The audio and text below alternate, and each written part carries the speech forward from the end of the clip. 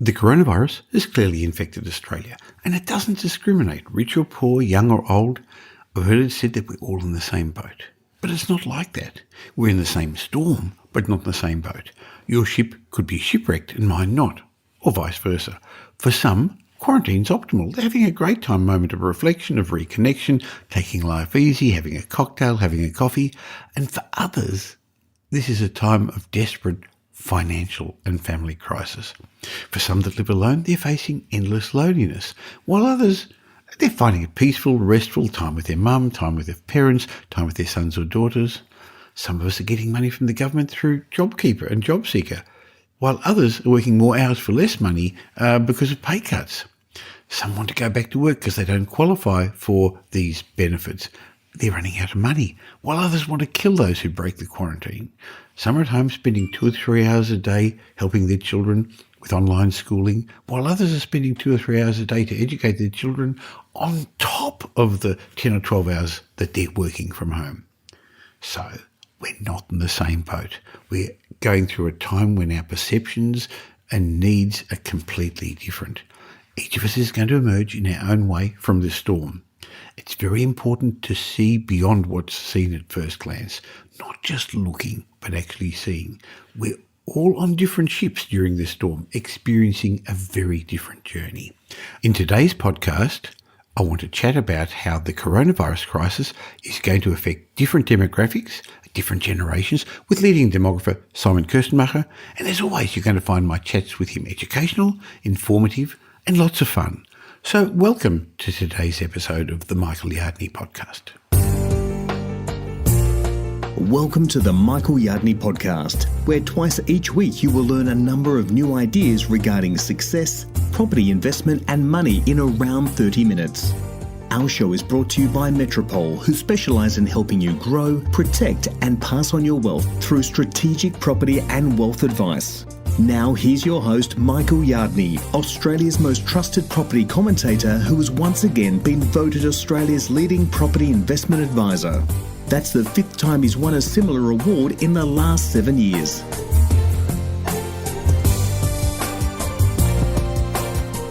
The coronavirus has well and truly infected Australia. Not just our people, but our politics, our economy and our property markets. And millions of Australians are wondering, how will the coronavirus affect my life in the future? What will Australia look like once we cross that proverbial bridge the government keeps talking about? How's all this going to affect our economy and our property markets? And which demographic sector is going to be the hardest hit? Well, that's what I'm going to talk about today with leading demographer Simon Kirstenmacher.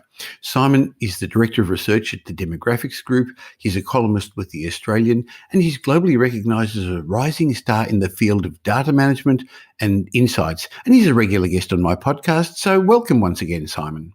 Oh, thank you for having me back. Now, Simon, the coronavirus is driving the biggest population decline in Australia's history.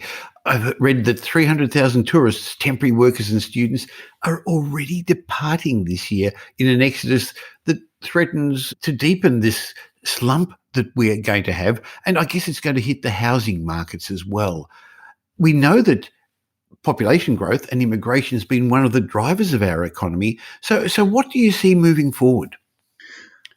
It must be quite clear to everyone by now that we will see a slowdown of migration intake for at least 2 or 3 years, I'd argue. So that means that the very high net migration rate that we had, that means that we had more migrants coming in than migrants leaving Australia, was always around 200,000, 230,000 per year, that this will be gone completely for 2020. We'll have either zero net migration or negative net migration. So that means that the main driver for the housing market, which was migration, is falling away. So it's quite interesting to analyze how this will impact, and in particular, where it will impact Australia. Because first, the small towns will be hit, because we run a skilled migration program. That means people come to where the most attractive jobs are. And the most attractive, most highly paid jobs are still clustering in the capital cities, largely in Melbourne and Sydney. So Melbourne and Sydney will see a relatively smaller decline of population based on migration. But the small towns, they really lose out on population growth through migration. So that's the bad news for regional Australia. Well, there was a program to encourage migrants to go to regional Australia first, wasn't there? Exactly. So just a couple of months ago, the regional skilled visa scheme was announced with a big goal of redistributing the really big population growth that we still had on the horizon a couple of months ago, to redistribute this a bit better across Australia. Because remember that really all across Australia, cities and mayors and local governments want growth. It's only the big cities of Melbourne and Sydney that say, maybe a bit of a slower growth would be helpful so that we can catch up with infrastructure. But the rest wanted it. And the skilled visa scheme was trying to do this, was trying to redistribute migrants. Well, let's put some perspective to this. Australia's population grew by 371,000 people, or 1.5%, to September last year. And 63% of that was due to net overseas migration. As you said, it's a large percentage. But if you look at the world in general, we're growing faster than any other developed nation at the moment, aren't we? Exactly. And this is essentially because Australia, if we look back over the last 20 years or so, we've been a job creation machine. And we really used the skilled migration list as an Uber Eats for jobs. If our economy had the idea of a job that we needed in order to boost our economy, we could just order this job. We wrote the job title on the skilled migration list and we had it delivered to our doorsteps. A very comfortable way of running an economy. Well, it was also a way of growing the economy, because economic growth comes, I guess, from certain efficiencies and producing things more. But we know that we're not as efficient as some countries. We're not as cheap as other countries. But what we've been doing is increasing consumption by having more people. Now, there's an argument, is that good or bad? But really, it is one of the things that's driven our economy, isn't it? Exactly. Most certainly drove our economy, and in particularly drove the property sector, because it's just as simple as everybody who lives in Australia needs to be housed in some sort of way. And so if we put more people into Australia, everybody in the property industry is benefiting. Well, we've closed our borders at the moment, so people can't come in. But there's also temporary visitors that would normally come in as well. Some of them students, others coming for short-term working visas. These people are going to be affected as well. Absolutely. And there is, of course, this property sector who is particularly servicing these kind of cohorts coming into Australia. If you have short-term rental accommodations, you're not getting any rent through this at the moment. So that's probably quite dramatic for quite a couple of small landlords who did bet on the Airbnb income. Yes, that's gone. There's also the students' accommodation sector that's going to have issues as well. And there are those people coming on visas that want to stay longer, and they've had those part-time jobs or those short-term jobs in regional Australia, picking crops and doing other things so they could stay longer. I wonder how that's going to affect regional Australia. Yeah, so regional Australia to a certain degree is actually reliant on temporary workers, since the regions are where all the agricultural jobs are. So there's lots of regional work out there, and it's difficult to get people permanently settled for seasonal work. So that continues to be a challenge, and we can't rely on Irish backpackers picking our crops. And unfortunately, I can't get those ladies with the beautiful Irish and Spanish accents serving me at the restaurants anymore, serving me the coffee. I love having a chat with them and finding out where they've come from. Now, let's look at the demographics, which is what your team does a lot of work in. Australia's population can be divided into 6 generations. We sort of divide them into 18-year time brackets. Different generations are going to be affected differently. Now, we tend to talk a lot about the baby boomers, that group of people born between 1946 and 63, of which I am, who in 2020, they're somewhere between the age of 58 and 74 years of age. They've had some good years. They've had good years to grow their asset base. They've had good years to buy a house many years ago, and it goes up in value. How are the baby boomers going to be affected by the COVID-led recession? It's quite a change of story, quite a change of pace for baby boomers. Remember, if you started your career after the last recession in 1992, you've seen 28 years, your whole career was uninterrupted economic growth.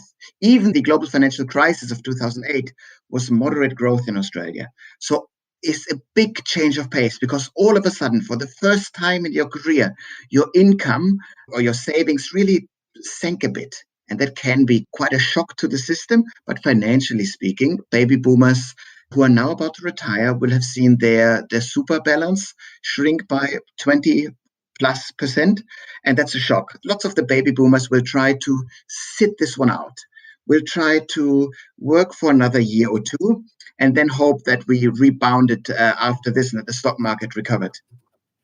Well, yes, I can see that some of them are going to have to put off their retirement. The other thing they're going to have to put off is their plans for their overseas trips and the cruising. A lot had saved up their time. They were planning to have these long holidays overseas, spending their golden years travelling.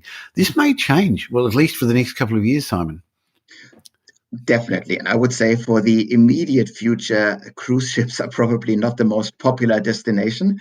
But this also will mean if we have closed borders, it means we can't go travel overseas for for a year and a half, whatever it is.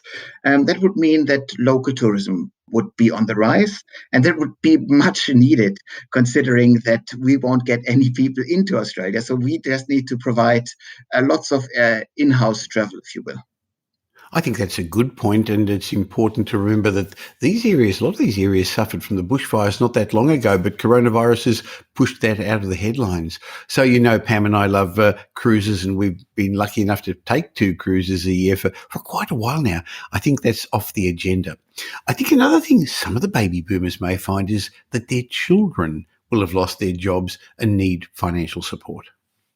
Exactly. That's the generational argument. If you are a young enough millennial and your parents are baby boomers who still have a large house, and you might live in some sort of share house arrangement, you might just consider going back to your parents in order to live a more comfortable quarantine life there. And it's nice enough to actually do know that we have, as millennials, who might have been the first rank in a company, the first to lose a job, that they actually have a relatively rich generation of parents to fall back onto. It's good to know as a safety buffer in Australia. That's exactly what happened to my sister, who moved into a new house and thought all her kids had grown up and left. They've come back again, Simon. Now, the generation that came after the baby boomers, that are well known as the Gen Xers, they were born between 1964 and 81, and many of those are currently at the peak of their careers. Some of them have got teenage children at home still. How are they going to see the next couple of years? They will probably be a generation that suffers quite a lot from the coronavirus, because remember, at 44, around then, you buy your most expensive house that you'll ever purchase. So that means you are financially overextended. Maybe after this, when you had your finances in order, you actually, finally build this extension to the house. So you have 1.8 kids at home that eat a lot. So every penny that you earn goes straight out the door, which is good for the economy, but it means that the financial situation of Gen X is quite constrained. And that if you then lose an income, or if your income is put to 4 days a week, 80% income or something like this, then the generation struggles. And it's a shame, because the 2020s were really meant to be Gen X's time to shine. They are now moving into the time of the life cycle when it's really them to take over the leadership of the companies and governments that they're into. And they've always been a small generation in size, and so they've always been overlooked, because they're sandwiched between the large baby boomers and the large millennial generations. So we just skip them sometimes when we talk about generations. And it's a shame, since their values, and remember that Gen X really brought the values of work-life balance, of gender equality to the workplace. And it is those values that we are going to see being championed by leaders of Gen X, but they are now probably more struggling, since they really need to keep their finances together. So these really noble goals that Gen X is actually fighting for might be under a bit of pressure at the moment. They're a good generation. They didn't complain much. They were pretty quiet. They just got on with their lives, didn't they?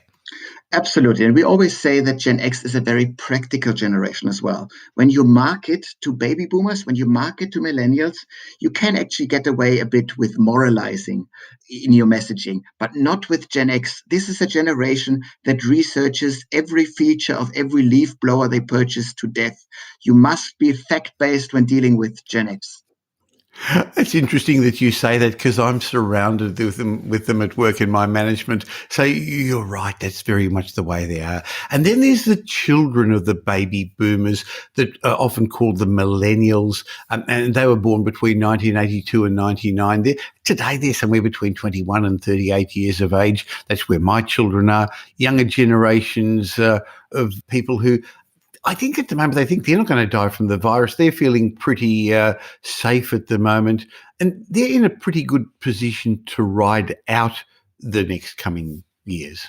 Definitely. So if you look at the millennials at the moment, you have the older part of the generation that is right now, after having procrastinated a long time, they are now finally reaching family formation stage of the life cycle.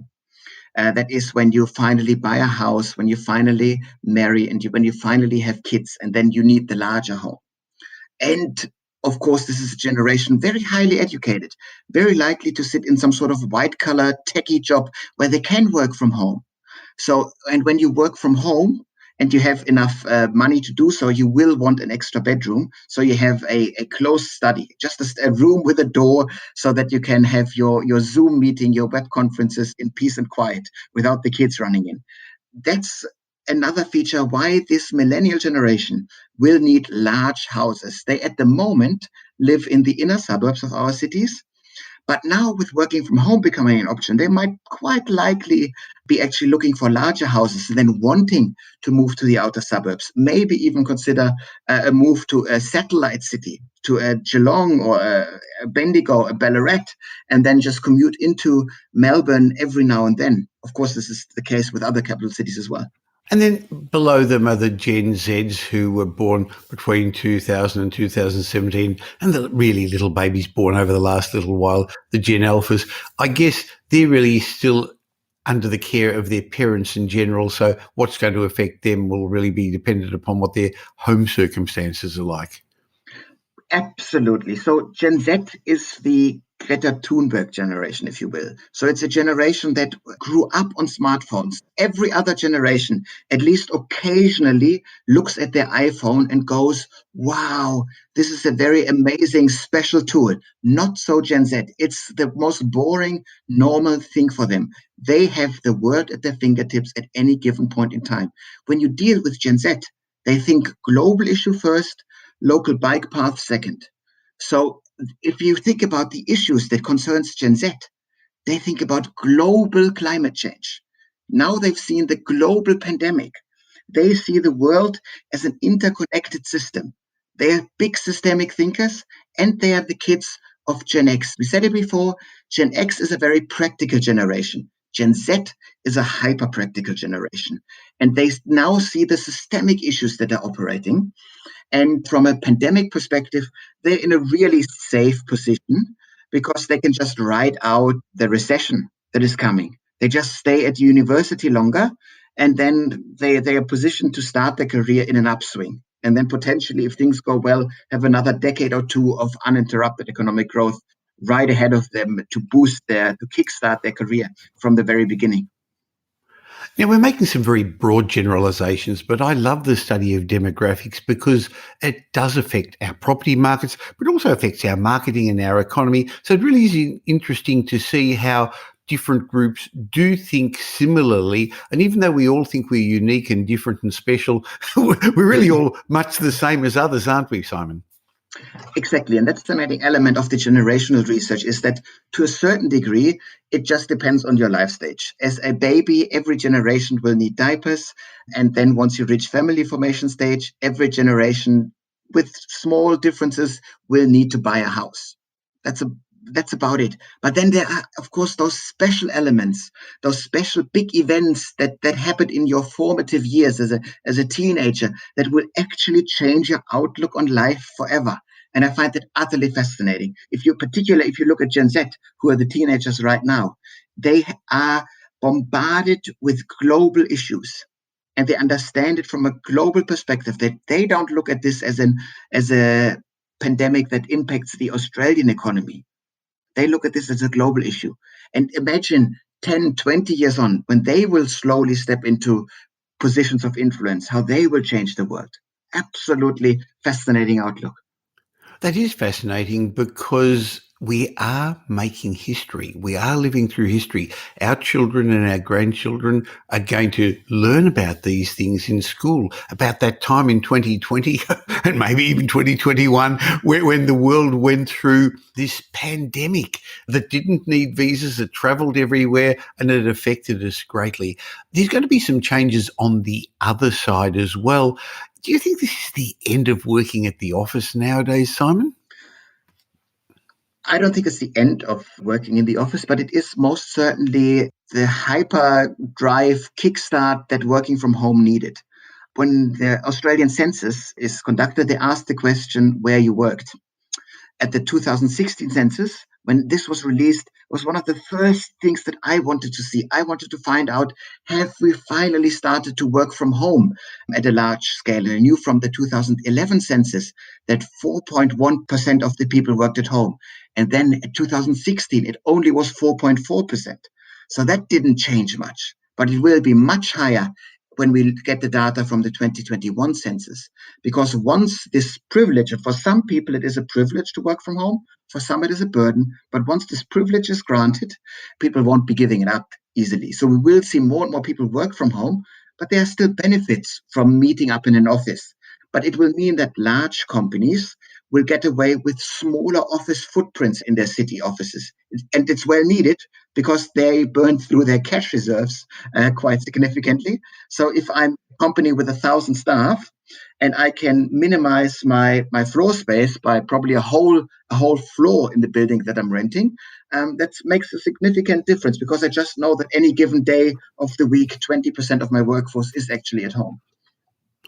Interesting. And as we've spoken about in previous podcasts, that my team and your team are all working remotely, and we've learned to accept it and we've learned to trust them, which I think is an important factor as well. And I think the issue of trust and working from home is an important one. It's the one thing that really held this back. And now, in some sort of freakishly big social experiment, companies across the world were forced to trust their staff. And you will see that in many, many instances, it will work just fine. And that's nice. Once you've been granted this trust, you actually establish this trust with the people that you already know. I think it's harder to hire new team members in a working from home, in a completely digital environment, when the new team member that you work with very closely, that you rely on in your professional life, when they are only ever a little two-dimensional face in your Zoom window. Now, Simon, I know that you write regularly in The Australian, and recently you've started your own YouTube channel. So I'd recommend people look up Simon Kirstenmacher, and I'm going to put a link in the show notes to your YouTube channel so that they can see you face to face. They can hear what your thoughts are. But you recently, in your first video, wrote a little bit about, or spoke a little bit about, what you thought was going to happen to regional Australia. Maybe you could share those thoughts with us now. Yeah, so I think the first observation is that regional Australia will suffer from migration loss. So if we minimize migration to Australia, the few remaining migrants that will continue to come to Australia, they will go to the capital cities, not to the regions. So the regions miss out on migration and it will impact them stronger than the capital cities. That's the bad news for regional Australia. But I actually do think that regional Australia might just end up being the big winner from this redistribution of population and the reinvention of our economy in Australia, since they still have the natural strength, of course, of agriculture, and agriculture will continue to be viewed more favorably over the next years because we will see that a growing economy, a growing population, we want to continue to be able to feed all of our people locally. And so we'll see a bit more ag jobs coming into Australia, not so much. But most importantly, we will see a strengthening of manufacturing in Australia because we found ourselves in a global pandemic and we didn't have the capacity to produce ventilators. We didn't have the capacity to produce face masks. There were only a couple of tiny, bizarre little companies all across regional Australia that had the capabilities of doing so, and they did so. And we will see that we will do all in our power in Australia to strengthen local manufacturing. And this will go to the regions rather than to the big capital cities where rents are really expensive. Another benefit why I think regional Australia will actually be the winner is infrastructure spending. Once we are through the worst of this pandemic, the government, and remember, we have a liberal government that is all of a sudden happy to spend big money like a Labour government. That's a good combination to have. They will do the number one trick that a government has to produce jobs, and that is to create a massive infrastructure spending program. And this infrastructure program will focus heavily on rail links, on road connections that are aimed to improve the connectivity of our capital cities with our regional hubs. Therefore, we allow more population to actually live in the regions and commute into the cities and do this combination of I'm working remotely for 3 or 4 days of the week and only come into the big city 1 or 2 days per week. This will massively change the outlook for the big regional cities. And of course, we will have seen over time that people living in the big cities in a pandemic all of a sudden perceive the city as a bit dangerous. Maybe this high density living, if we can avoid it, there might be a new pandemic. Maybe I will want to live in a lower density house with a big garden. No, I probably want a big garden the next time I'm locked up for a month or two, just for my mental health benefits. So I think that there is a general shift that will look so that population Australia will look more favorable at regional Australia. And of course, it's the working from home boom. It means that we have more knowledge jobs that actually were used to be clustered in the city center, that those jobs now, at least theoretically, can at a much larger degree than it was the case already, can be taken out of the inner city and can be put really anywhere. You still need to be in some sort of a commutable distance for the odd meeting here or there that you must attend in person. But really, I would say those 4 drivers will really push regional Australia to new heights over the coming months and years. Interesting, because your business partner, Burton Salt, many years ago predicted sea change and tree change, and he was ahead of a lot of people suggesting that. It didn't really happen to the degree people expected way back then a couple of decades ago, but maybe this is the push that we needed. Oh, absolutely. The tree change argument is quite interesting because it really relied on the retirees to actually downsize, to actually do a financial calculation where they say, I'm selling my expensive house in a city and I'm buying a nicer and cheaper house in a tree change location, and I just really upgrade my lifestyle. That didn't happen because people don't downsize unless they have to. It's really nice to see the stubborn nature of Australians still operating. And so we kind of understood this over time. And that's the idea with making predictions. We can only apply logic and research about the future. And then sometimes the future comes along and is quite different. Well, humans aren't logical. We believe we're rational, but we're not. And at the moment, emotion is driving a lot of what we're doing. So currently, yes, people are a bit nervous, people are a bit uncertain, but I think the advice I'm giving people is don't make long-term decisions based on the last 30 minutes of news or the last couple of days of news. Now, 2020s, we talked about that right at the beginning. You were saying about the 2020s. 2020 is actually, I guess, also refers to having hindsight or having good vision or being able to look into the future. You've given us some good indication of some of the things that may happen in the future. It'll be interesting to see how all this pans out. So I look forward to catching up with you again in about a month's time for our regular chat on the Michael Yardney podcast. In the meantime, I'll leave a link in the show notes for people to catch you on your YouTube channel. And I look forward to hearing what your thoughts are when we catch up next month. Fantastic. Thank you so much, Michael. As always, my chats with Simon are fun, educational, informative. I hope you got some benefits from that, understanding that, as I said right at the beginning, we're all in the same storm, but we're not in the same boat. So I don't know your position. I know a lot of people are having a hard time and suffering, but I also know that there are people with secure jobs, secure incomes, and a long-term focus who are setting themselves up to take advantage of the opportunities that are going to present themselves. So if you're wondering what's going to happen to property and what you should do, you can trust the team at Metropole to provide you with direction, guidance, and help you get the results you want. In challenging times like we're currently experiencing, you need more than just a buyer's agent, more than just a property strategist. You need an advisor who takes a holistic approach to your wealth. That's exactly what you get from my multi-award winning team at Metropole. Go to metropole.com.au, leave your details, or you can find out more about what we do, of course, but leave your details and we'll be in contact with you. So if you're looking to buy your next home or investment property, we can help you through strategic property advice. We can build you a strategic property plan customized for you and your family. Our buyer's agency is Australia's most trusted buyer's agency. You can use our wealth advisory, financial planning services, property management, renovations or development services. You can use some of the services or the whole lot. Go to metropole.com.au. I'd love to be part of your wealth creation journey. And if you got benefit from this show, why not tell somebody about it?